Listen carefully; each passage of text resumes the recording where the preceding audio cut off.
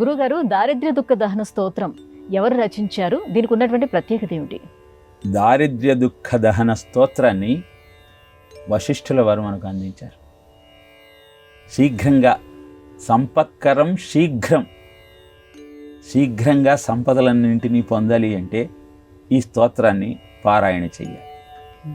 శుభదం కామదం, శుభాలను కోరిన కోరికలను తీర్చే అద్భుతమైన స్తోత్రం దారిద్ర్య దుఃఖ దహన స్తోత్రం.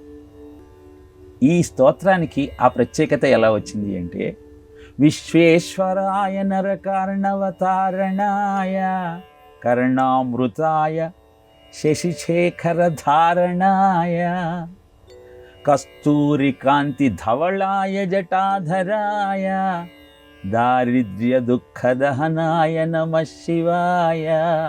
విశ్వేశ్వరాయ, ఆయన విశ్వేశ్వరుడు.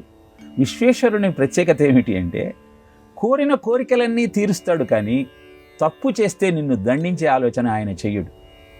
ఆ బాధ్యతను కాలభైరవుడికి ఇస్తాడు. కాబట్టి కాశీలో తప్పు చేస్తే దండన విధించేది కాలభైరవుడు, విశ్వేశ్వరుడు కాదు. ఈ సత్యం మనకేం చెబుతోందంటే, అడిగిన వారికి నీకు చేతనైనంత ఇచ్చే ప్రయత్నం చెయ్యి, అంతేగాని వారి మీద కక్ష శిక్షల భావనతో జీవితాన్ని అస్తవ్యస్తం చేసుకో. అలా చేస్తే ఏమవుతుంది? నరకార్ణవతారణాయ, నరకంలోకి ప్రవేశించే అగత్యమే ఏర్పడదు. కర్ణామృతాయ శశిశేఖర ధారణాయ, కర్ణామృతాయ, వింటున్నా కొద్దీ ఇంకా ఇంకా వినాలనిపించే ఆ శివనామాన్ని జపిస్తూ శశిశేఖర ధారణాయ, చంద్రుణ్ణి ఆయన నెత్తి మీద ధరించటంలోని ఆంతర్యం ఏమిటి అంటే, సమాజంలో సంచరించేటప్పుడు ప్రతివాడిలో మంచి చెడులు ఉంటాయి. వాడిలో ఉన్న చెడుని గరళంలా గొంతులో పెట్టుకో, మంచిని చంద్రుని వెన్నెలలాగా నలుగురికి చూపించినట్టయితే అప్పుడు ధవళ కాంతితో కర్పూర నీరాజనాలతో వెలుగొందుతావయ్యా.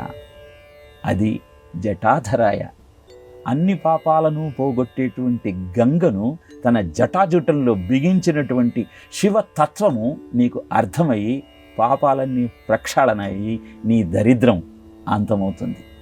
అందుకే వశిష్ఠుడు రచించినటువంటి ఈ స్తోత్రము మనిషిలో ఉన్నటువంటి దరిద్రపు ఆలోచనలన్నీ అంతం చేసి అద్భుతమైన సంపదను సుఖాన్ని నీకు అందిస్తుంది. అదే దారిద్ర్య దుఃఖ దహన స్తోత్రం యొక్క అంతరార్థం. వశిష్ఠ అన్న శబ్దానికే కామేచ క్రోధేచ వశే తిష్టతి ఇది వశిష్ఠ అని. కామాన్ని క్రోధాన్ని తన ఆధీనంలో ఉంచుకుని జీవనాన్ని గడిపేటువంటి మహర్షి వశిష్ఠుడు. ఆయన అందించిన స్తోత్రమే ఈ దారిద్ర్య దుఃఖ దహన స్తోత్రం.